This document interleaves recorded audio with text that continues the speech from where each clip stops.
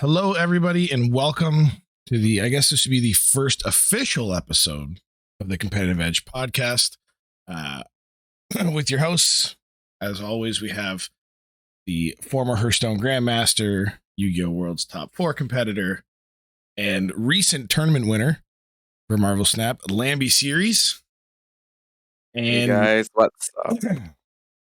And me. What's up? Coco 4. All right, today we're gonna be touching on a couple things. We're gonna do a pretty much like a brief overview of like the ladder meta, and then we're gonna do some tournament VOD review of Lamby's recent tournament win. I believe it was actually earlier today that you won that. But first, Lamby, how's your week? How was vacation? Right, so about a week and a half ago I came back from vacation from Korea. It was a really good break. Actually, on a Marvel Snap note, I actually met two Korean Marvel Snap players there, Irim Johnson and Mayo. They were very nice to host me there, treat me to lunch, and we talked a bit about like the competitive stuff when it came to Marvel Snap, and just generally caught up. So like it was a really good meet up with them. In general, the whole holiday was really good. I came back, did a bit of streaming. Stream's going well on my end as well. So I think everything has been good since like the last time we had the first episode of the podcast. That's always good. So I guess ladder's been treating you well. Nothing too different. All that fun stuff. Ladder's easy, man. Oh yeah. No, I'm gonna similar, but no vacation for me. Just the usual stuff, work, life. Everything's been going smooth. Ladder's been smooth. Just haven't had too much time to play. I've pretty much only been playing when I stream. So like about 2 hours every other day is what I've been playing recently. So I haven't had too much time to climb, but nothing feels too different. Even with the recent. You're saying nerfs. that you're like almost infinite already, right? Despite playing not so much this period. Yeah, I'm at like 98.2, or like it was 0.2 or 0.4 where I ended yesterday. This is after I had a drop to 80 because Thursday I was rather sleep deprived because my daughter decided that she wanted to just stay up all night. And instead of doing the smart thing and just doing battle mode for the night and like not touching the ladder, I decided to play extremely exhausted, and that day was a complete wash. At one point, I thought it was Tuesday. I kept forgetting locations existed. Staying in for 8 cubers. It was just a whole lot of bad plays. But we managed to recover. We got it back. That's just real life, right? Isn't it? Isn't that just real life kind of stuff? Yeah. And normally on those days are the days where I'll play battle mode with chat or do something other than ladder. But for some reason in my infinite wisdom, I'm like, no, it'll be fine. I can focus. So we want to get a bit into the ladder meta a bit first, right? Just for this week post like nerfs and patch. Yeah. So I mean, I've been playing a lot of Marvel Snap this period still. Even while I was on holiday, I was playing Marvel Snap. I kind of really love the game. I feel like for the most part, the meta has changed. The biggest change, which enabled like more decks to like research, is because of the Shuri nerf. Well, I mean Shuri Red Skull deck nerf, right? The Red Skull got nerfed to 12 power, and then Sunspot got nerfed to 0 power. Well, I think the biggest change is that the Red Skull nerf allows many decks to be able to try and contest for points on the Red Skull lane now, right? Because Red Skull used to just solo a lane at like 30 power. So now it's a lot easier to contest a Red Skull lane with like pure power. So we've seen a lot of like point slammer decks pop up again. Like you mentioned previously, before the broadcast, you were saying Dino Darkhawk is making a small resurgence. Yes. What else is there? Patriot is getting a little bit popular as well, right? The point differential between a Red Skull buffed with Shuri and a Patriot deck that has buffs is like getting like closer. So I think that those are some decks that are making a resurgence. People also have been playing like Sandman stuff. I wouldn't say too much success, but I guess because Sandman does restrict some of the potential new Hit Monkey decks popping up. I was just about to say the Hitmonkey week Sandman was very popular. Yeah. But of course, Sandman still suffers with the fact that like it can only like usually play one card a turn. So, and its power level is not as high as like it's still less powerful than Shuri into Red Skull. So it hasn't seen like super lot of success yet, but it's like just hovering around like the meta here and there. And of course, without we can't like talk about this portion without not giving a special mention to like Thanos. I mean, Thanos Lockjaw was the meta tyrant alongside Shuri actually. And then the nerfs happened to Quinjet and the mind space stone. And well, I feel honestly it did hurt the deck, but now that Shuri got a little bit nerfed, we have more like space to have a resurgence of Thanos Lockjaw again, and rightfully so. Like I'll cover later in the tournament scene. The Thanos Lockjaw has been like sprouting out everywhere, like on ladder, in tournaments as like the next premier, like do simple things but get great results, aka Lockjaw plus stones. Yeah, Thanos is still like, especially the Lockjaw version is still just incredible, which I guess was kind of predictable when you look at decks that are that close in power level. Like such a slight hit to something like the Red Skull just like opens the door for Thanos just to take its spot back. And like you were saying, the 24 power is a much easier breakpoint to achieve now, like to achieve with almost any deck as opposed to the 30 power breakpoint before. Excuse me. I myself, I've actually been enjoying the Dino Hawk deck a little bit, mainly just for like a simple climb.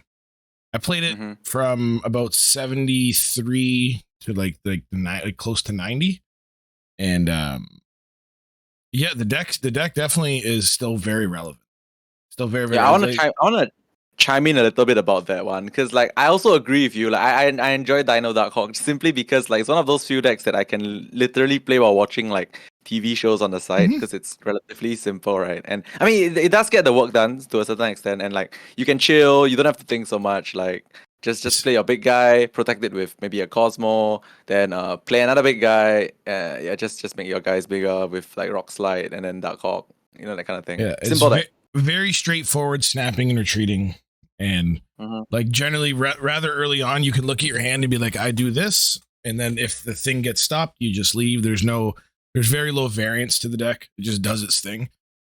I've been liking the version that plays Maria Hill and Agent Coulson personally. I just like the little bit of RNG, and sometimes surprise points on Dino is nice. Like playing a turn 6 Coulson with like a Darkhawk if you have like a Zabu down or something like that. But yeah, I guess if I were to recommend any deck to play, if you don't want to sit there and fry your brain and you don't want to play Shuri, I'd go with that for sure.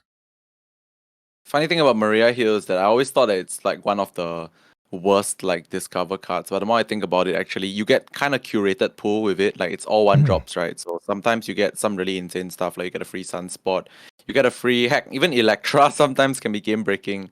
Right, if it's like free off of, I wouldn't say free, but like if it's like random off of Maria Hill, And Maria Hill Sentinel 1/5 is huge. It's also just like a great curve. Yeah, your 2 mana 3 power into another 2/3 +1 drop into your 4 drops and 5 drops. It's just it fills the curve for you. It also helps on 6 sometimes when you're doing like if you don't have the Zabu. It allows you to do some stuff like you can do like Korg 1 drop plus Darkhawk. It fills in with if you want to do a Dino on 6. It's not, again, I don't think Maria Hill's like a meta breaker or anything crazy, but it's fun. It's nice. A little bit of RNG goes a long way.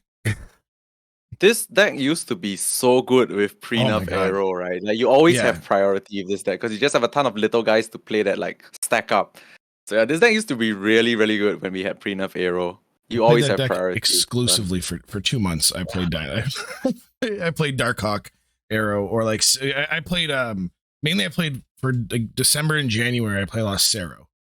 Very much like the Zabu package with Sarah Arrow as the top end, and oh my god, that deck was disgusting, and it was also very, very straightforward and simple to play. All right. So I think with that, we can jump a little bit into our tournament meta for this week. And I think I'll go ahead and get the ball rolling because I've been playing like quite a bit of tournaments ever since the patch. Actually, I've been playing quite a bit of tournaments like every week in general. So I'm just going to open us with what I think is the current new meta of the tournament scene. So this is with a sample size of like quite a number of like small 16-man tournaments and like 100-man cash tournaments and stuff like that. So I think it's going to be quite accurate. What we've been seeing recently is that Shuri has definitely been falling off, not just in ladder, but also in the tournament scene. Because Shuri used to be the meta tyrant for tournaments because it is very linear, correct? It is very simple, correct? But it is also very broken. Like it's like because in open deck list tournaments, right, there's no real surprise, right? Because it's open deck list, for example. But the thing is, even if you know your opponent is playing a Shuri deck, if they go like what, Sunspot, Lizard, Cosmo, Shuri, Red Skull, Taskmaster. I mean, if they have that curve and it's like the pre-nerf Red Skull, no matter whether you know it's happening or not, you just lose to it, right? Even if you know it's coming. The ultimate threat check deck, where it's just like it plays its cards out and it says have the answer or lose on the spot. Yeah, as much as I think the deck is linear and not really the kind of deck that I like to play. It's a perfect tournament deck because it's always asking for the answers and hoping you don't have the response. Because if you miss any of like the timely responses to their like questions, you just die. So Shuri used to be that kind of deck, but with the Red Skull nerf, as we mentioned earlier, it's a lot easier to contest the biggest problem, which is the big Red Skull on one lane with just pure points.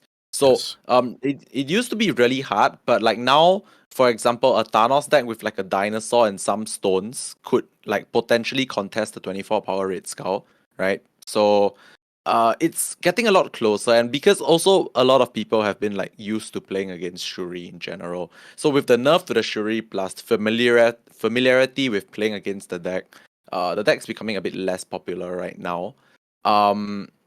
Yeah, and one more thing that has been really, really gaining popularity in tournaments right now is really Thanos Lockjaw.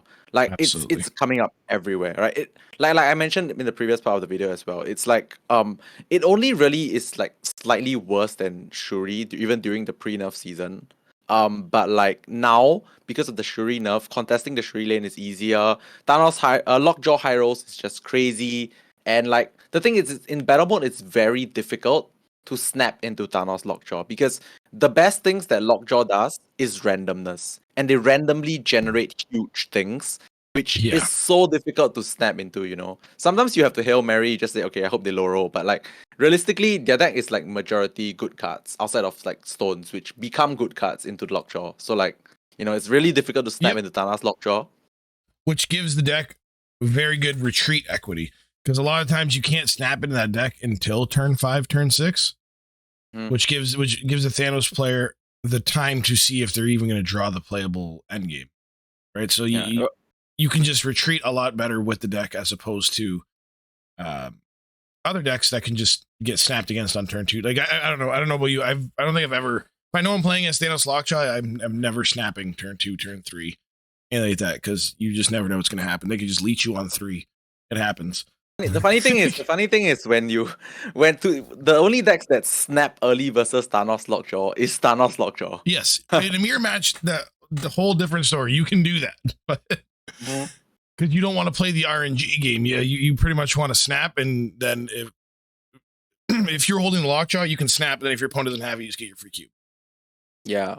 Yeah, but anyway, we also need to give some small special mention to like other decks that have been doing decently in tournaments. Like Sarah Tech is doing okay. I mean, Sarah Tech basically is the deck that's trying to check both Thanos Lockjaw and Shuri, right? They run Shang-Chi. I hold that deck so close to my heart. I love it. I mean, I like Sarah as well. Just that I just feel recently it's a bit lacking in power, but it's trying to counter both of the meta tyrants, right? Like it has Shang-Chi for like the big stuff. It has Killmonger for the stones. It has basically it has like it's trying to check like both of the big decks. It's doing decently, but the main problem with Sarah Tech, I feel, is like even if you can check everything, your inherent power level is a little bit lower than like the Shuri and Thanos. Very low ceiling, yeah. But recently it's a little bit better because Hit Monkey, right? Yes. The and the Sarah Tech decks have the benefit of just being extremely flexible, where they can just slot in a lot of different tech cards to whatever the expected meta is. Like personally, if I was if let's say I was bringing Tech to a tournament, I'd probably obviously still play the Shang-Chi, but I'd probably lean most of my tech just right towards Thanos Lockjaw and it's like just assume I'll be running into that the most, as opposed to trying to split the difference and try and hit like a widespread. I'd rather just take that narrow line and then just rely on play skill to get me through the off matchups. Mm-hmm. Yeah, I would say the power level that is a problem. the Killmonger was quite backbreaking for Thanos Lockjaw previously, but the thing is now a lot of the builds are gravitating towards their own Killmonger death build. If you which we will cover later in a shout out Johnson. Yeah, shout out Johnson from Korea that repopularized this thing. Like the funny thing is it's really interesting because when I first popularized the wave build, I don't know if you remember the wave build from a while back. It was because I wasn't happy with the Killmonger and the death in the deck, so I took it out. But then that was like for a good month, and then Johnson, what he did was he decided to lean even heavier into the whole death wave thing and stack his deck with a ton of huge stuff that benefits from like the wave, right? So he did like Odin, a Doom and everything. So like Odin, he Doom, just Killmonger. Yeah. So I tried to make the deck more efficient. He made the deck even more high roll. So it's two different spectrums of the thing. But turns out now everyone is leaning back into the whole Killmonger thing, which yeah, I guess he got it right. He got it right at the end of the day. I'd say what we see now is more of like a kind of a hybrid of both ideas. I'm not seeing as many of the Odin, Doom, super duper high roll stuff. I've seen your list that you brought kind of shored up some of the efficiency with Wasp. I remember I saw that in yours.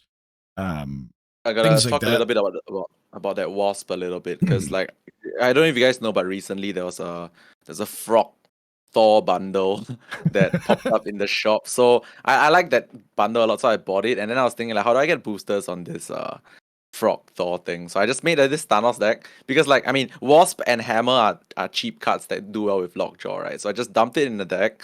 And then like in the Thanos deck, and I played it, and I realized this is a really, really good ladder deck because it's so smooth. Like you get to do the broken Lockjaw stuff with the low cost cards, and then you have like flexibility and then some top end as well. So it's really good. I posted it on Twitter. Everybody loved the deck. So I was like, okay, I guess if everybody's having good results with the deck is probably something, right? It's not just a me thing, it's a everybody thing. So I decided to take it one step further. I changed the build a little bit. Like I just like cut away some of I reduced the consistency a little bit to put more high-roll aspects in, but I kept the Wasp because Wasp is like reminiscent of like, you know, pre-nerf Quinjet, right? A little bit. It's copium. It's not like there's not six zero cost cards in your deck. Quinjet. Yeah, there is 1 0 cost card in your deck. But the thing is, it's good enough. It's good enough. Like if you we'll show the video later of my finals match. You'll see how good the Wasp is, and amongst many other things in the Thanos Lockjaw deck. Yeah. I personally I played it a little bit. I haven't played too much, but once I decide to hop back on the Thanos train, I'll probably be splitting my time between your version with the Wasp and the Valkyrie deck that we did the video on before. I still love that deck. Oh yeah, I love that deck a lot, dude. But I'm a bit afraid to play that deck now, man. Just because like it's less powerful in terms of stats than the Lockjaw deck. Mm-hmm. It's tougher and also like it requires like being able to pay attention. And like I said, I've been so busy recently that when I do get my opportunities to play, I'm so mentally drained, be it from work or family right now. Like not family, like my kid at the moment, that I can maybe get like 1 or 2 solid games in where I'm on and then break down, just missing too much stuff. So I've been playing a cope version of Valkyrie with the Hitmonkey. Wait, what's the cope version? No Thanos, none of that stuff. It's the list I sent you last night. I figured out where it came from. It came from Ordinary Harry. Someone in my chat sent it to me. I see. And I like you were saying, I do think the deck needs some like tweaking and some work, but the overall concept has felt really, really fun. Yeah, I can see the synergy of the deck. Like, if anyone wants to know what it is, I mean, since it's Harry's deck, you can check it out on Harry's VODs, I guess. But in general, the deck plays a few 0 cost cards, low cost cards to buff up the Hitmonkey, and then There's also Absorbing Man too. Oh wait, no, there isn't Absorbing Man. No, Absorbing Man is something I added in. Yeah, I added Absorbing Man into the deck because I wanted to that do. was my next move. Yeah, I wanted to do like double hit monkey, double Thor hammer thing. Yeah. Because like ever since I built the Thor Thanos deck, right? I've been doing so much Mjolnir plus Odin, and then I realized Apps Man is about the same thing. Yep. And then you also got like I think it plays like the Jane. Mm-hmm. So like the object is like if you play Thor, like the God Hand would be all your 0-drop stay in your deck. You play your Thor, play your Jane, you draw 3 0-drops, you just spit out a massive hit monkey. Yep. And away you go. And especially if you can discount the hit monkey, you can do like 3 0-drops, Valkyrie and hit monkey all in the same turn, and that's just insane. Yeah. On that note, like in the tournament scene also, hit monkey decks. They've been running around. I played against a few. It's mainly not so much of bounce hit monkey, but more towards Sarah hit monkey, because in a tournament you want to have like checks and tags for your opponent's like stuff as well, right? So as much as the bounce hit monkey deck is like cool, kind of cute, lets you get really big points everywhere. It's not really very it doesn't really like react to your opponent's stuff. Yeah, it's just fun, right? It's just bounce everything, play a ton of big stuff. But then like in a tournament environment, if you're trying to be the stat check deck, there's just better options. Yeah, exactly. Like you kind of if you're not like the guy with the big points, you kind of want your Killmongers, your Shang-Chi's, your stuff that makes your opponent's life a bit more difficult while still like putting out points with the monkey. Maybe like I don't know, some people play like the Darkhawk package in Sarah as well. Yeah, could be relevant again because of the Thanos resurgence. And your play has to be super on point for a long time. Like you gotta because all your points come in turn 6. You have to be counting the entire game and then solve where they're gonna play theirs. And then a lot of times it's for nothing because you'll do this crazy turn and solve everything, and your opponent plays one giant stat stick that just ruins your whole turn. Yeah. I do wish there would be a day where Sarah becomes tier 1 again. Like currently I would say it will like happen a solid again. tier. I hope so. It's like solid tier 2 right now, but just that it's just that the best decks are just way too powerful. Like as much as I say that Shuri Red Skull is like a bit more contestable right now, it is still probably solid tier 1 above many other decks, right? Like it's contestable, but it's definitely still very, very, very good. I still think it's good enough that like Shuri as a card might still need to be looked at. Mainly because I'm sure you'd agree with this. Like Shuri's pretty much her power level is directly related to like what's her best target. Yes. And I know that people don't like hearing the words of like it's going to limit design space, but it might. Like they in Shuri's current state, they could never release another Red Skull-esque card. Yep. Because like the downside is so negligible when you're doubling the power. So I do still think that card would need to be revisited, but yeah, the deck lost some power, but is definitely still in my personal opinion. I think it's number 2 to Lockjaw Thanos. Still, if you're in a ladder environment. Yeah, actually, in the tournament environment as well, I feel like it's still number 2. Yeah, it's still number 2. Thanos Lockjaw close. It's not like a blowout for 1 and 2. It's a very close first and second still. Yeah, I feel like okay. It might sound like a bit biased coming from me, but I think it's really true. And also based on recent tournament results of the general populace, like Thanos Lockjaw is slightly ahead right now, right? Yes. Just slightly. I think it's really less about the fact that Thanos Lockjaw had anything change in it, but the fact that Shuri got a bit worse, because there's really nothing that got like better in the Thanos Lockjaw deck. After the nerfs, right? In fact, like I think the best thing that has happened to the deck is the fact that I put Wasp in it so far. Like I'm not even kidding, because like it just makes the deck a little bit more smooth. Yep. And also, even if Thanos' power level is being like reduced, the value's in the utility as opposed to the raw stats. So like when nerfs happen, and if they do keep happening to like Thanos, it's a lot. You have a lot more space to explore in terms of deck building and how to solve the problems of the nerf than something like Shuri, which is like, well, Red Skull's still just the biggest stat stick, so that's what we play. There's no other way really to integrate her efficiently. Yeah, that's anything better than what we have now. One of the most interesting and like best things about Thanos deck is obviously I'm gonna say flexibility, but I'm gonna explain a bit about the flexibility. So because like they play really well into random locations, right? Like, I mean, the pre-nerf Space Stone arguably was like better than the current Space Stone, but it's still good enough, like the current Space Stone. You are really, really good into playing into random locations because, like, like say in battle mode, you're playing like a series of like 6 or 7 games versus the same opponent. There's bound to be a ton of like random locations that could really screw you over. But of all decks that could beat that kind of randomness, it's the Thanos deck, right? Because the stones are so efficient at like changing locations, moving you to different locations. The Thanos deck now runs Doctor Doom as well, so it gets you into random locations as well. So like I really think that's the beauty of the Thanos decks because it's so flexible. It might not be like as clear cut powerful as like a Shuri deck, but in terms of flexibility, Thanos is unrivaled right now.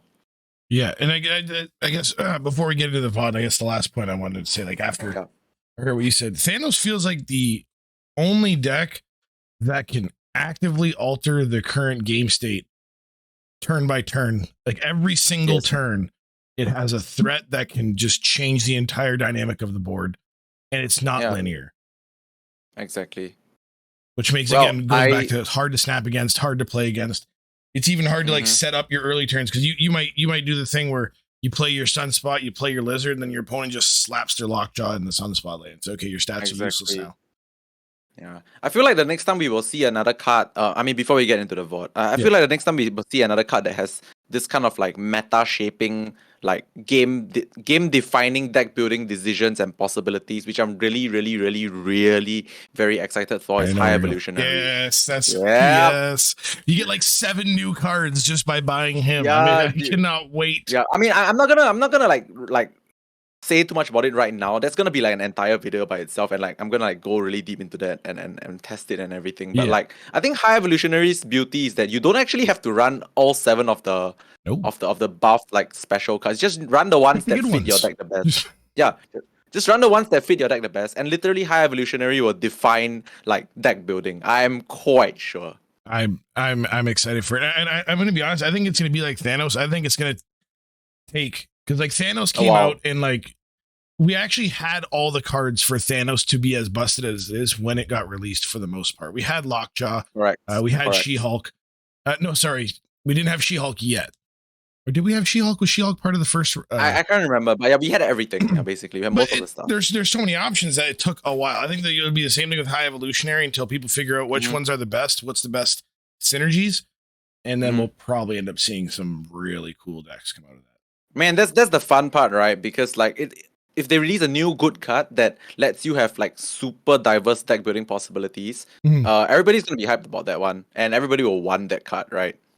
Like, I mean, I recently bought Snowguard and I felt that was a bit meh.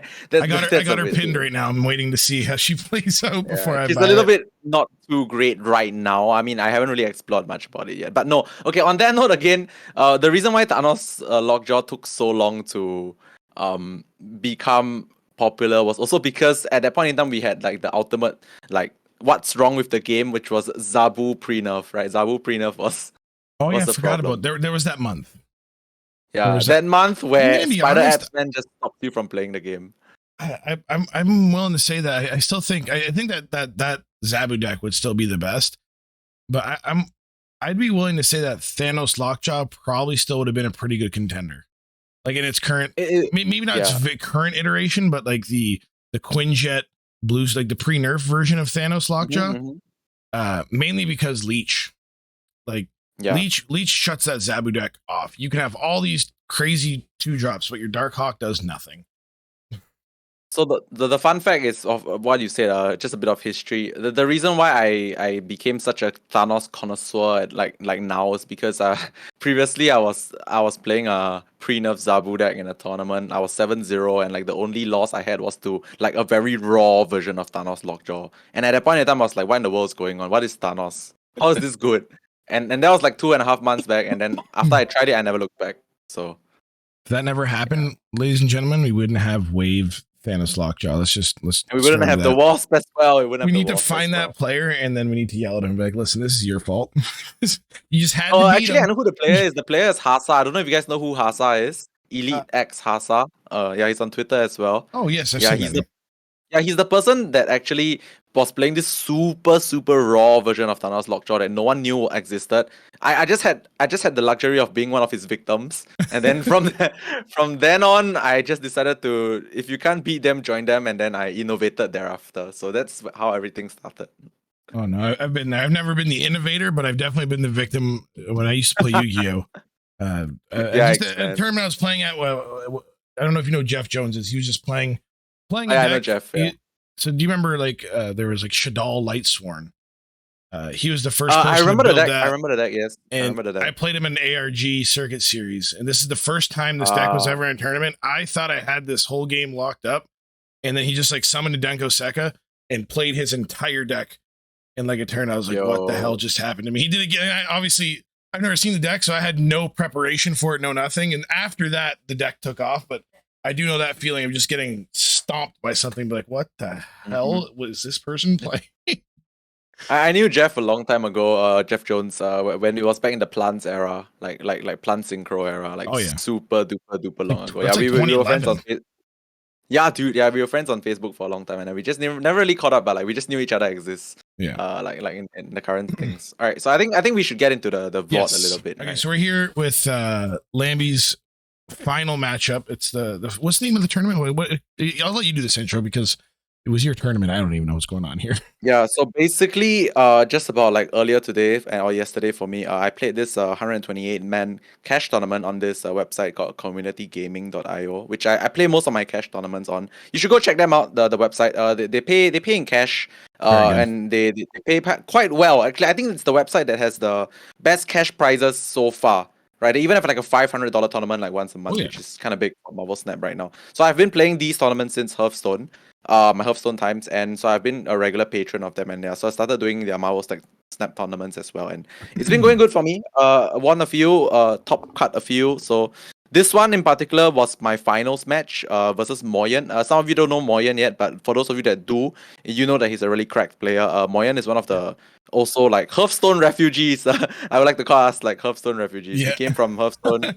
we are doing well in Marvel Snap. Moyen is doing, I think, a bit better than me. Won a bit more than me. If you don't know Moyen, you want to follow competitive Snap, you will know Moyen. Yeah, you will know him very soon if you follow competitive Marvel Snap, right? The guy's winning almost everything. He's been on a tear recently.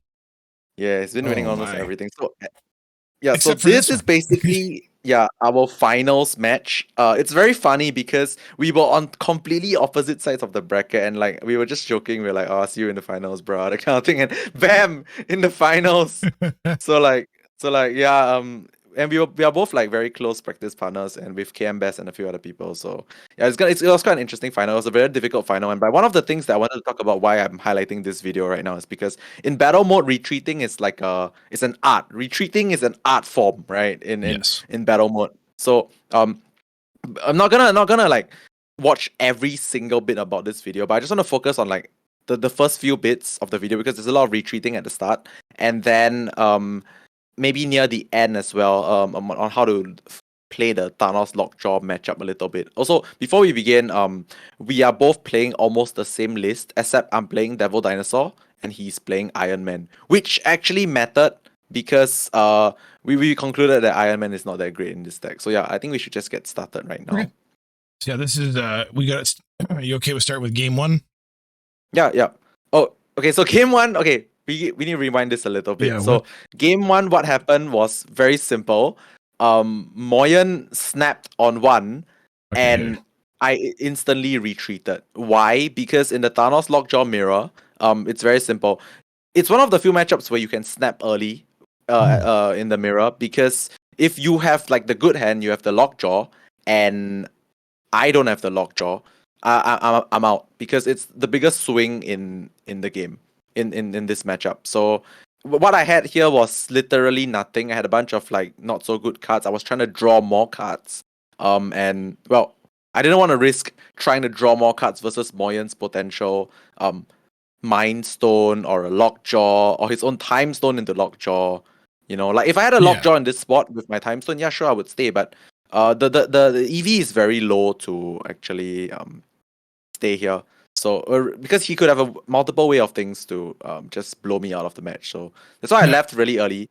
One thing we gotta like remember when it comes to battle mode is that it's not like ladder whereby you can say things in your mind whereby, oh, I just want to see what they have, so I'm just gonna like commit one extra cube, right? Like on ladder, if you commit one extra cube, in the grand scheme of things, it's fine. But in battle mode, you have only 10 health, right? Committing one extra cube is like close to a life decision sometimes.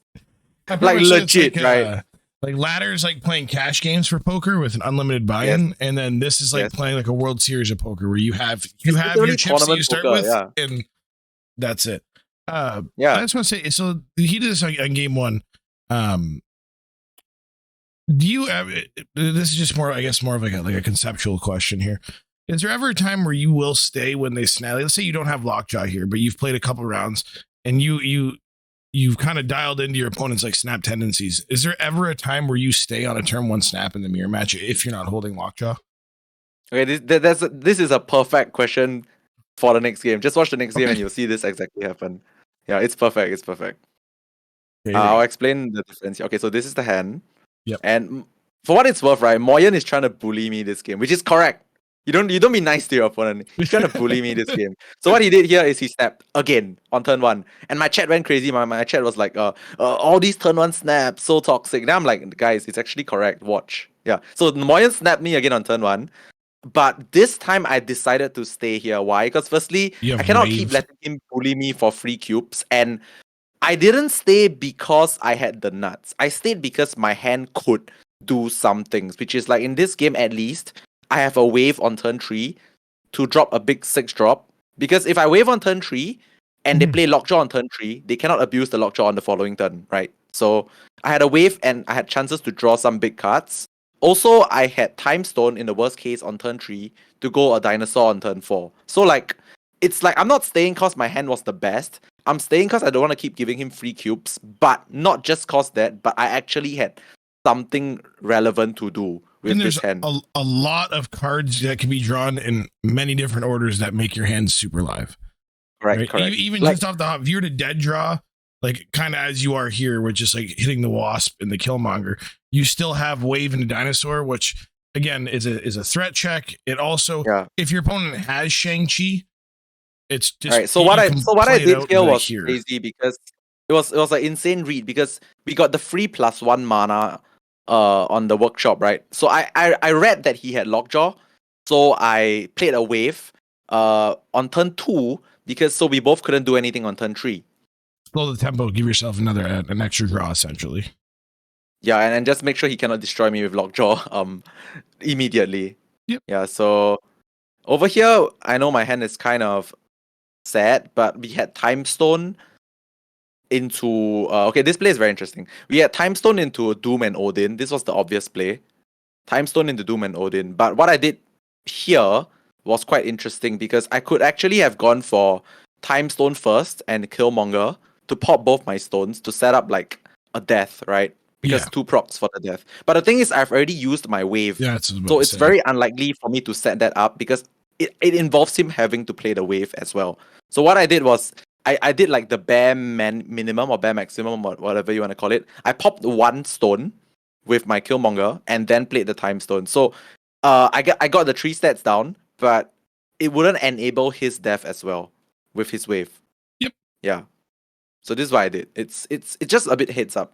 Whether it works out or not, I wasn't sure at that point in time. Which I guess to make a point here, it sounds small, but it's when you're talking about playing, like being a good player or making a good play versus a great play over time, these tiny percentage plays add up, especially over the course of a turn. Like this little thing here where it's just like one small thing without destroying the second thing and getting 1 extra power in a lane with time stone.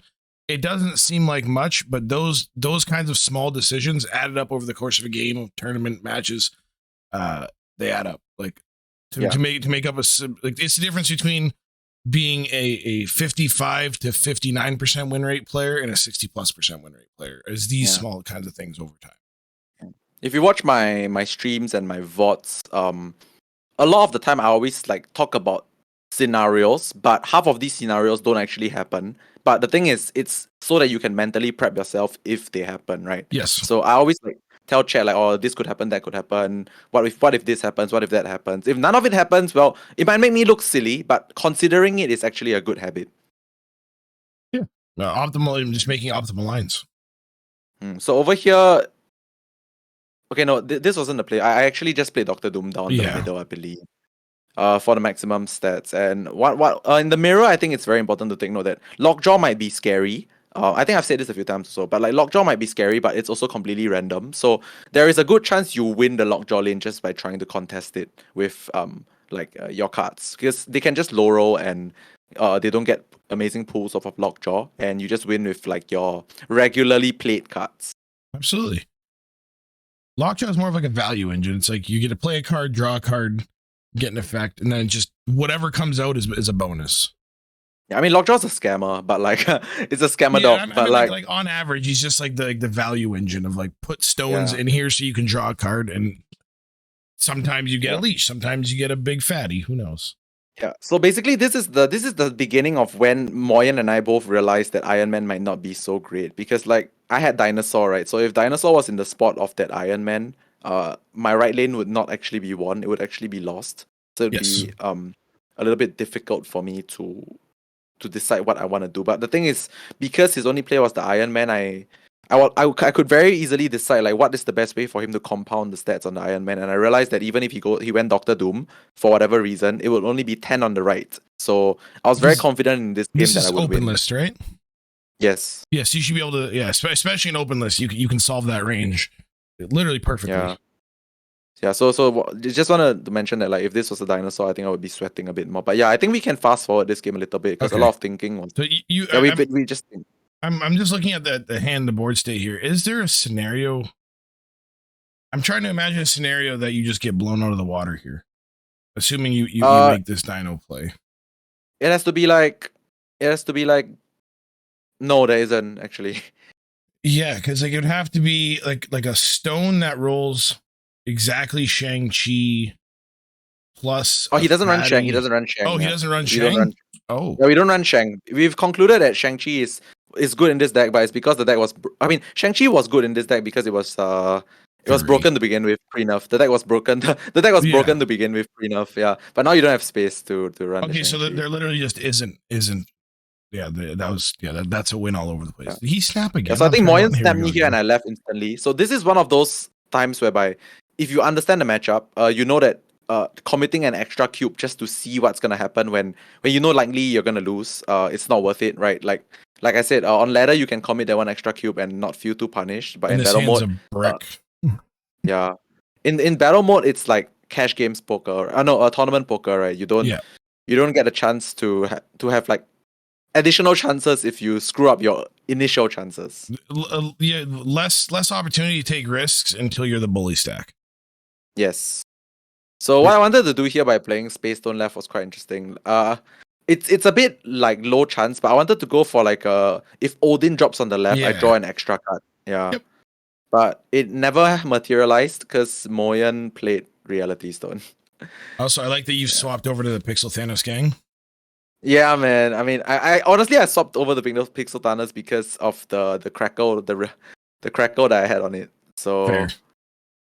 Yeah, okay. So this one is kind of annoying because I remember that I was saying that like Moyen's gonna snap me here if he has the green stone, and I think he did.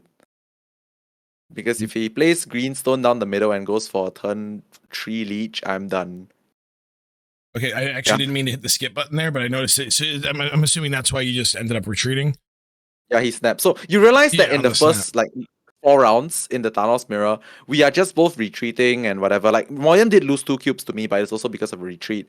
And like I think all 3 of my games were to like turn 2 retreats or turn 1 retreats to Moyen. So in the mirror, because we know the matchup really well, there is very little. I mean, you're already gonna be gambling with lockjaw rolls, so there is no reason to gamble if you don't have the best possible outcome. Yeah, I just want to say I like this snap here. Yep. So why I snapped this early is because firstly, like I said, it is high stakes rounds. You want to pressure your opponent to have the best possible hand ever. If they don't have it, are they gonna just commit 4 cubes to see if they can get better cards when I already have like continuity? Like I didn't even have the lockjaw, but I had stones, right? So my question to him at the point in time was like, do you have better or more stones than me? And if you don't, please leave. Mm-hmm. And then I just wanted to touch on something you were talking about with the early rounds was a lot of retreating. Yes. I think I've said this before. I don't know if I said it in our video last time or if it was just when we were talking at one point. I really feel like the first 4 rounds of battle mode is a high test of your snap and retreat knowledge, because that is the safest time to be snapping and retreating is in the first 4, and trying to jockey for that retreat advantage going into 5. As you can see from our live totals right now, Moyen and I are literally, it was a retreat masterclass. We are literally very healthy. I mean, he's a bit lower than me, but we are very healthy going into high stakes for the most part. Generally, if you're going into high stakes and someone is up by I pretty much say if I'm playing a battle mode game and I'm versing someone and they're up by 2 retreats on me going into round 4, I made a major mistake somewhere. Yep. Like, okay, no, but like I feel like at the same time, it's not like, okay, we are not saying that like you never take risk in the early rounds if it's warranted. Like if there's a crazy chance for like a 4/8 cuber in the early rounds, you have to take it as well sometimes. Yeah. So this is more of like there's always nuance and there's always exceptions to rules. Like in a general sense, because there's all those things like maybe I lost to 50-50. That's why. But like on average, when I go back and I rewatch any battle modes that I play, when I'm going into high stakes down by 4 or more cubes, when I can go back, I can always I generally find a spot where I'm like, oh, I should have retreated on this snap here, and here's why. I agree. And a lot of the times it's information that was available to me on the turn that I overlooked. I just missed it. Right. It's like I agree. In those spots, I could have looked at my hand and been like, okay, we don't take this risk here. That being said, there is times where you look at your hand, you take the risk. Sometimes you get burned. Yeah, like that's why we can't actually give a definite example. But like sometimes, like Hoko mentioned, most of the time you can probably find a spot whereby you didn't have to, especially if it's open information, you didn't have to take a certain risk. But there are those scenarios whereby you need to take the risk, right? So it's difficult to define, but you need to be able to try and define it. Actually, I think this game we're looking at right here, I don't know what's going to happen, but would be the perfect example where if I was looking at my, like in the situation, you're snapped, you're in for 4 cubes. I feel like if there is a chance where you have to take a risk on something, it's with your life totals, anything's better than retreating for that 4. I feel like if you were to retreat here from either side, it's a near death sentence. Yeah, so this is one of the games where it was the most difficult for me because there is a lot of merit to waiting for like lockjaw on turn 3 and then playing out your stones, right? But I feel like I wouldn't say I'm behind, but I feel like I'm ahead. So I would have to take the risk and snowball this advantage super quickly. So I went for maximum tempo. I went for time stone on 2, which is rare, so that I could go like lockjaw plus reality stone on 4. Yeah. But the funny thing is, my reaction in the video shows it because I didn't really want to play this down the middle because I'm the one with the dinosaur in the deck. So my middle lane is probably going to be the biggest. They don't have a dinosaur. So I was really hoping I could play lockjaw plus reality stone on the right, but turns out I can't. So had to take... I guess I just want to ask a question. Was there ever merit to lockjaw mid and then playing the reality stone right? Because we have the power stone and wave going into 4 if we need it.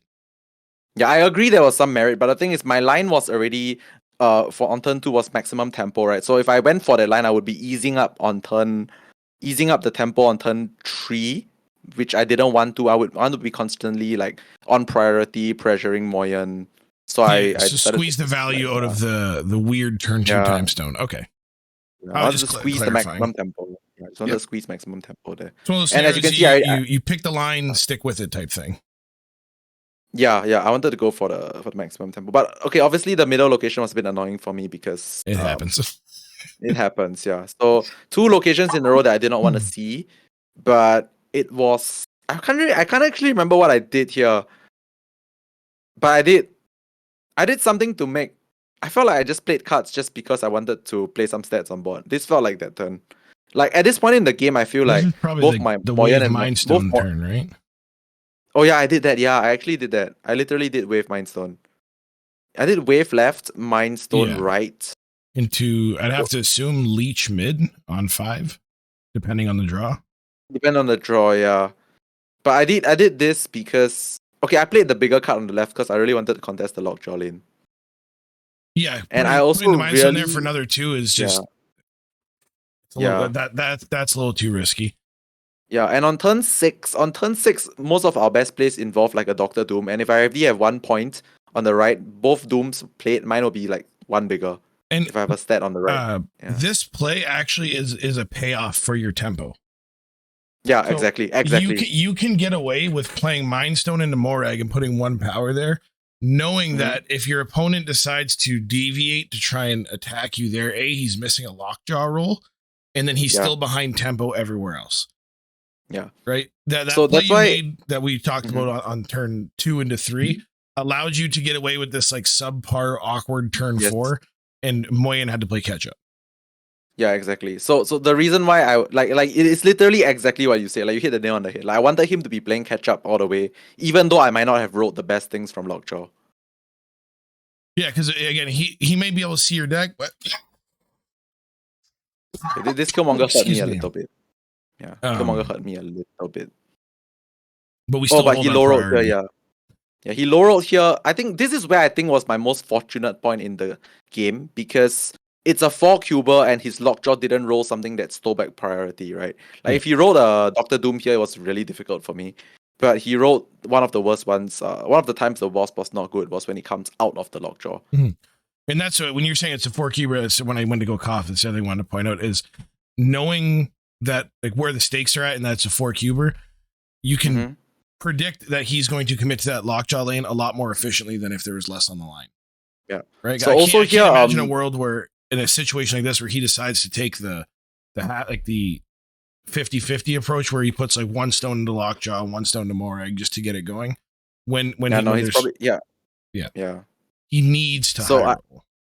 Yeah, exactly. He needs to high roll. Also, we decided not to play Leech here really quickly because I was very sure that this game is going to be won on stats, right? At this point, like if I go Doctor Doom first, I would have like priority for sure, and I can dictate the flow of the final turn.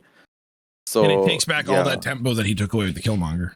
Exactly. And I was also hedging a little bit around death because I don't have my own death. I could lose to a death. That's one of the things that. Why? I guess the question here is why not Doom into Lockjaw? Is it because you just wanted the guaranteed flat 5 stats? Because I think that's what he wanted to do. There's 2 reasons, right? One, he didn't want to take the risk. Sorry, I was talking about like from your side. Oh, from our perspective, right? Yeah. Okay. From my perspective, I felt like guaranteeing the 5 stats was good enough. Yeah. Okay. And same with him. I think Moyen, I think, realized what you realized, where it's like the stats are needed. Yeah, it's needed. Plus, maybe Moyen's hand also, I was about to say, Moyen's hand maybe also had like a few big cards like that make him change his mind on not playing the Doom into the lockjaw. Yeah, so it was a bit difficult for me this like turn because he also had the Doom, right? Because I was only leading by like a little bit. Yeah. As much as like the thing is, my stressed out expression here wasn't because I think I was gonna lose, but the chance I could lose to lockjaw was a possibility. So I knew that I had to contest it. It's just that I was trying to figure out how much I needed to play there to contest it. I think what I ended up doing was so he retreated this game because I guess he didn't have the Odin follow-up, but I was trying to play around the Odin follow-up at least. Yeah, so I split my stats left and right. I didn't play a single card mid, if I'm not wrong. I played Moon Girl somewhere, if I'm not wrong, just to split out the stats. I think it was Moon Girl. Okay, but before I could decide, if it's an Odin follow up, can we just go Thanos left? Yeah, I mean the thing is, obviously there's more to consider. Yeah, exactly. It's whether it's just an Odin follow up. So there was a chance that I was gonna go like Soulstone, something along the lines of like maybe Soulstone, Moon Girl left, and then like Power Stone right, or maybe even Power Stone down the middle to try and roll something really big, along those lines. Like I was for sure gonna contest this lockjaw lane because it's completely random. It's just whether the Odin mid was gonna blow me out. If he plays Odin mid, he's not gonna beat the middle, but he's gonna like have stats on the left and right. So I'm just trying to figure out like which I should have. His retreat here probably comes because your dinosaur still has not been played, and you have a grip full of cards that you could have just played. You could have cycled. Well, I guess you're not cycling into Lockjaw. But you could have played 1-drop plus dinosaur anywhere. Exactly. Yeah, so this is one more spot that I feel like the dinosaur was way more threatening than Iron Man. And again, So this entire sequence was started by the turn 2 set, the turn 2 commitment to tempo. Exactly.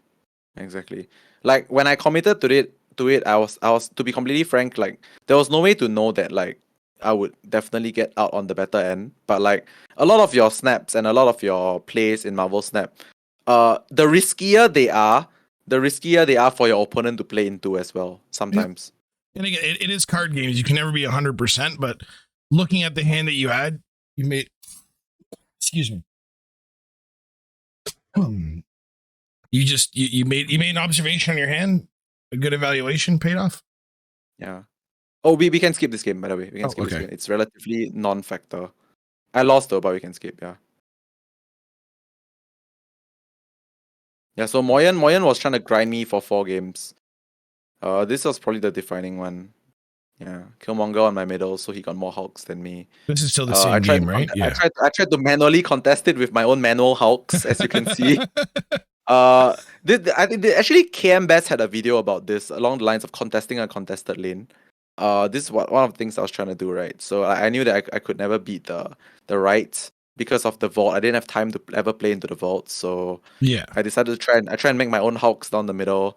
But it was just a last ditch effort because like I didn't have to retreat. I like contesting contested lanes, but like to an extent.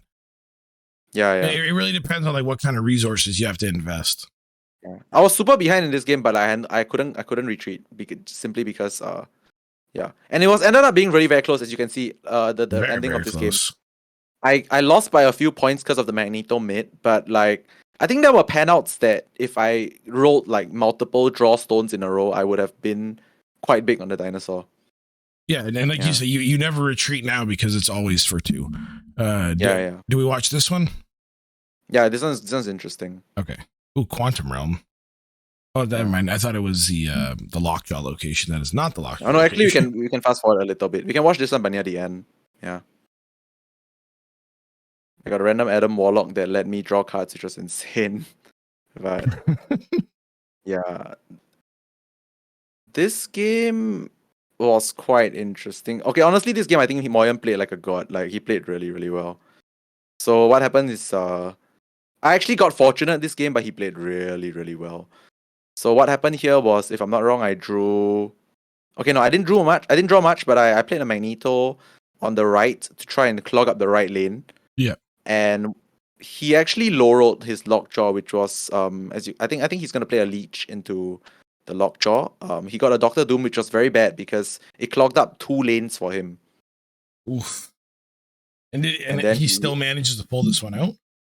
And then you will see him make a very pretty sick play at this point, which was I'm interested to see how exactly he wins the game with 2 clogged lanes. It's kind of crazy. Actually. Killmonger's got to be involved some way.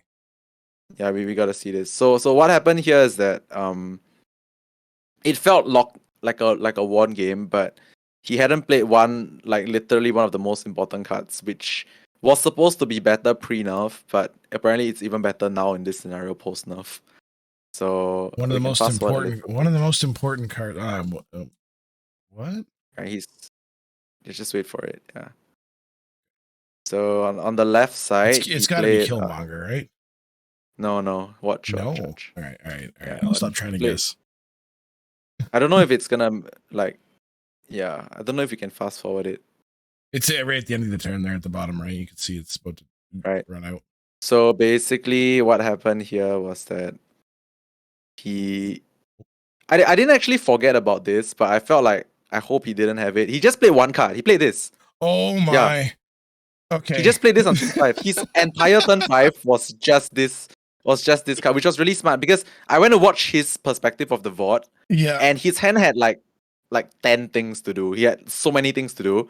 He had like a random hood generated from the hub, which would be really great in the Quantum Realm. He had like Iron Mans, he had like stones, and the only hit thing he did on turn 5 was Space Stone. That's all he did. No, that's so smart. Now he's just dumping the lockjaw. Yeah, exactly. So what he did here was he just ended up doing this. He got to see what I was gonna do first, and then he could make the perfect decisions on how to play out the final turn, right? He just shifted the lockjaw, which is exactly what he did. Played 2 stones into it, and then just blew me out. Yeah. That's a sick play. Okay, that's it. Yeah. I probably, without seeing his hand, I don't even know if seeing his hand if I'd even find this line. But like just sitting here looking, I never would have ever thought like, oh, he just plays Space Stone Pass. Like never would that have crossed my mind. Yeah, so I watched his VOD. He was like, okay, he was like, guys, what do we have to do now? We have to play the Space Stone. But what else do I want to do? And then he spent the whole turn thinking, he's like, oh, I think I don't want to do anything else. I just have to play the Space Stone. And then like bam, then that's how I lost. Spending 1 mana on turn 5 lost me this game. That's how good this play is. That's actually wild. That's actually wild to spot that in the finals of a long tournament when you're on tournament life. And you're like, this is the play. He just decided. Yeah, so on my point, I was like, I just had to figure out, I just had to think, right, how's this guy gonna shift his stuff? And then the moment I realized that he shifted and then played 2 cards left, I knew I was dead. And I was like telling chat, I was like, I hope the card on the right is just a random card and not an Iron Man. Yeah. Sick Killmonger. Almost griefed him though. And I was coming in hot here, because it's free as heck. Yep. Second leech, why not? Free. And we lost by 1 point because of Iron Man. Iron Man does this. Yeah. But like we were like, okay, yeah, we were expecting ourselves to lose the moment we saw the lockjaw fly to the left. We were like, oh no. Oh yeah. Yeah, so Moyen did a really, really sick job in this game. Like this game would have been lost by a lot of people after that Magneto pulled to the right. So I promise you, I would have lost that. I don't think I've played enough to. Like, I don't think I've played enough Thanos lockjaw mirrors to like spot that. I'm not.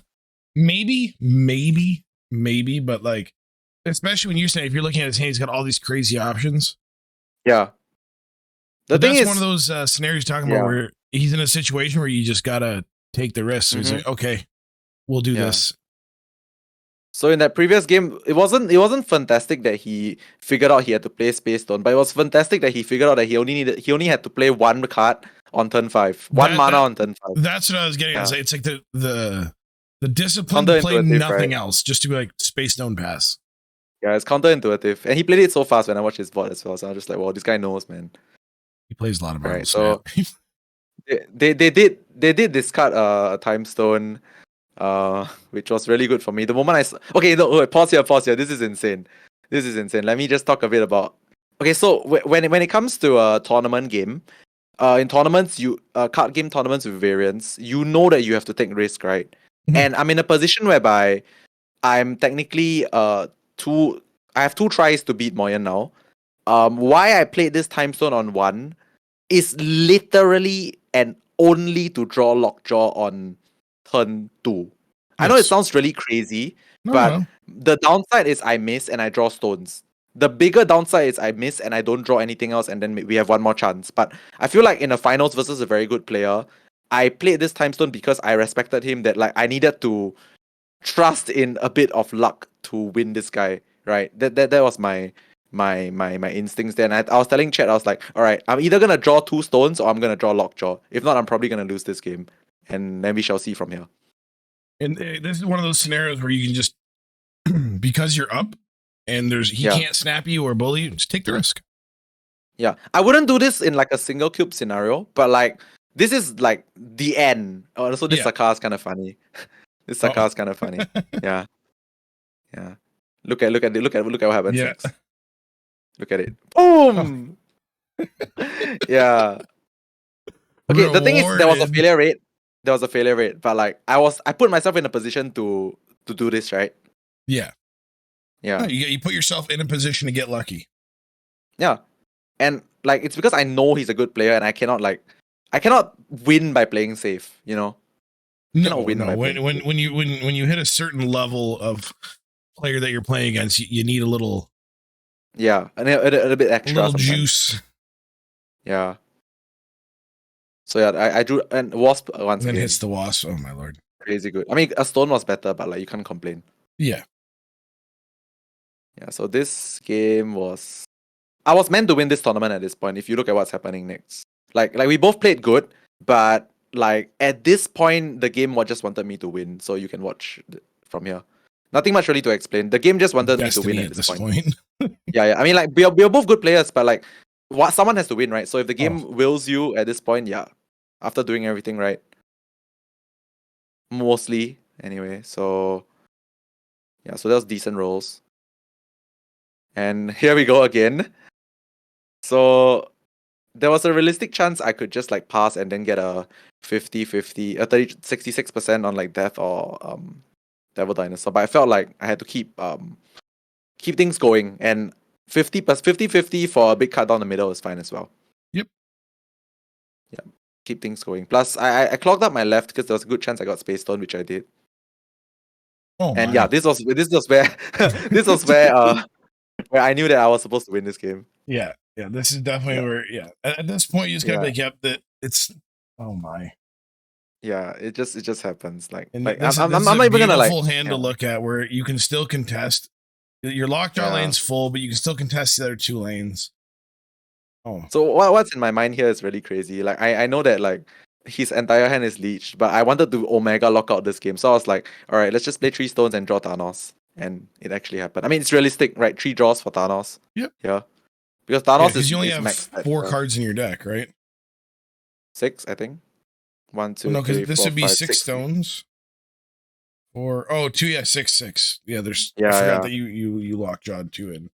Yeah, so it's super high chance that I draw a Thanos, and like to me it's like I could just play the dinosaur. 66% of the time you draw Thanos. So. Yeah, like I could just play the dinosaur next turn anyway. So I was saying that like I want to lock this out. You want to win Thanos with Thanos if possible. That's the ultimate flex.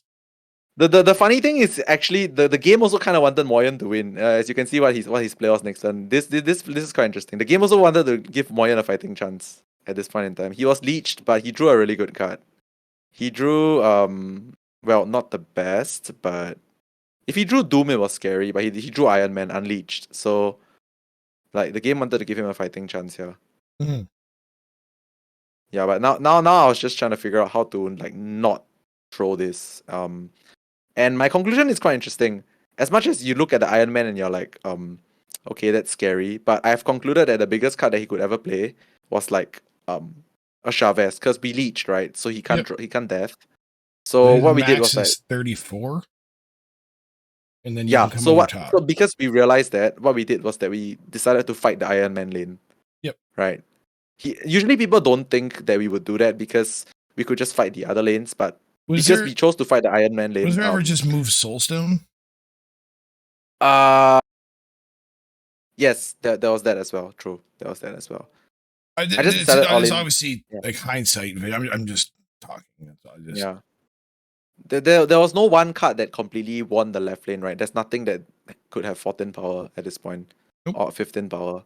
So this is one. I think Moyen ends up just playing a random Chavez somewhere, which it was his biggest card. Or Thanos, which is the same.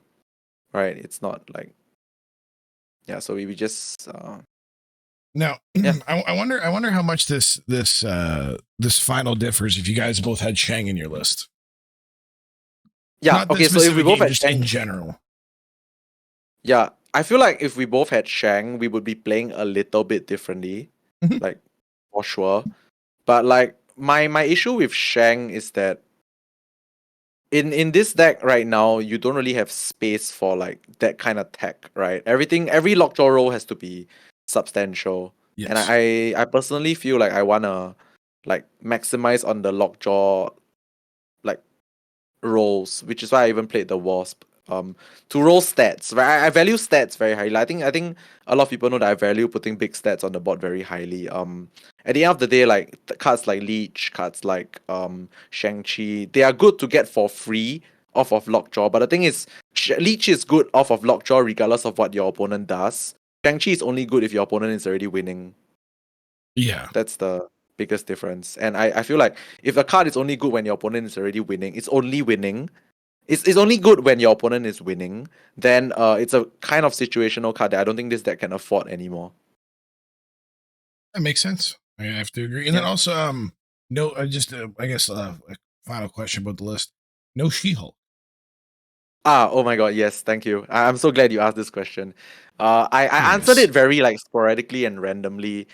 here and there, but there's a very, very like clear reason why we don't run She-Hulk in this deck. Because firstly, She-Hulk looks let's pull up the list. So if you look at the list, you look at the curve, right? This deck, you play Time Stone on 1 and Time Stone on 4 a lot, right? You do it less on 5 because you have more 6s than 5s. So Time Stone on 4 to go for a 6 on 5 and a 6 on 6 is very common. Time Stone on 1 to go for like a lockjaw on 2 or even a Killmonger on 2 sometimes it happens.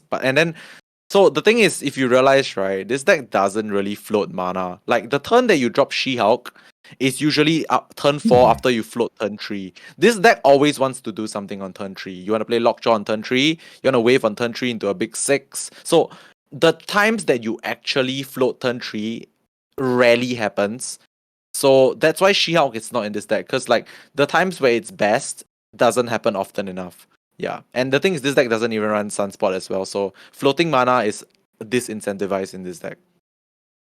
Yeah, that makes plenty of sense. It all comes down to essentially what you want to be doing on turn 3, and your time zone timing. Yeah. Always wants to do things on turn 3. So yeah, we don't really have much room for the She-Hulk firstly, and secondly, we also don't float enough mana to warrant it being good like most of the time. Yeah, so that's basically it. Yeah, because it's one of those things where if you can't play it for cheap, it's just another Chavez on 6. Exactly, and you rarely float turn 5 in this deck, right? This deck, turn 5, you're playing Dinosaur Leech. If not, you're on 6 mana, you're playing Odin, Doom into Odin, that kind of thing. Yep. Yeah, so you don't really get to float enough for She-Hulk to be worth. Yeah, I like it. So yeah, I know this portion we went a bit long about the discussion about the games and stuff. That's but okay. Like for the most part, if anything you guys could, I guess, take away from this match review portion is that retreating is a skill in battle mode. You don't really have the luxury of saying things like, I will just want to see what happens next and hope for the best. I mean, if you're gonna do something like that, at least have a game plan in hand to make it make sense. Because half the time, that extra cube that you are committing just to see when you don't really have anything to do is gonna turn into an extra 1 cube loss. So you gotta identify scenarios whereby it's not worth it just to see, especially in an open deck list scenario whereby you know everything in your opponent's deck already, right? It's not like it's closed deck list where seeing is for information. But if you're just seeing just because you're curious and not because you have a chance to win, then it might actually be the wrong decision. Yeah, I have to agree. I generally go by the motto: if I can't explain to myself why it's correct, I should probably leave. That's true. Yeah. That's a very simple way of putting it. Yeah, I just pretty much whenever I'm playing, even like when I'm making plays, I just if you have a minute and a half in your turn, so if you find the play quick or someone snaps and you have an idea of what you want to do, just like ask yourself that question: like, could I explain this to someone and it makes sense? Mm-hmm. And if the answer is no, you probably shouldn't be in there. Yeah, I mean, generally speaking, I do agree with Coco as well. Like, if your answer to why am I staying in this game is because I want to see what they have and not because I want to figure out a way I can win with my hand, then it's probably it's probably not. Yeah, it's probably better to just leave. Case by case, of course, case by case. Yeah, I take that logic now. I even apply it to like random plays I make on board. If I try and justify plays to any play I make, I try and justify. Yeah. You have your turn 1s, turn 2. Sometimes you're just like playing your stuff out, but when you get into those like critical moments, I always just try and make sure I could justify it to myself. True. Yeah. True. Okay. I guess with this tournament and the deck, things like that, and what we went over, is there anything specific or anything else you want to add on top of what we've discussed? Was there anything specific to this list or to the tournament experience that you wanted to go over? Yeah, I think not much else except for the fact that I feel like battle mode is underappreciated. I wouldn't say underappreciated, but like overlooked mode right now because there's no actual like official like thing for battle mode in the game. Agreed. Now. So when conquest mode comes out, things will probably change, and this video might age better once conquest mode comes out. So I'm excited. You might be watching this in the future. Okay, you guys might be watching this in the future, but do know that we were planning ahead and we were Evergreen, we were hoping, videos. Yeah, we were hoping that conquest mode will be a thing, and if it really is a thing, this video will help you, whether you're from the future or you're watching it now. I certainly hope it is, because I'm willing to bet there's plenty of players who are like me that really want to be playing these tournaments, but just the timing isn't there, right? Like for me personally, I only have 2 days off a week where I could play during the day. And a lot of those times it works out to like one day, because I spend the Sunday for the most part I'm with my daughter for the day. Yeah. So with Conquest coming out, I'm excited to get some battle mode, like some kind of competitive feel. Yeah. Like I think the client. The biggest thing about Conquest mode potential coming out is that like you can do battle mode on the go, right? Yes. That's pretty much like what I'm excited for, is I don't have to wait to try and find a tournament, because right now where I'm at, I know that it's going to take a while before I can actually like grind tournaments. I just want something competitive.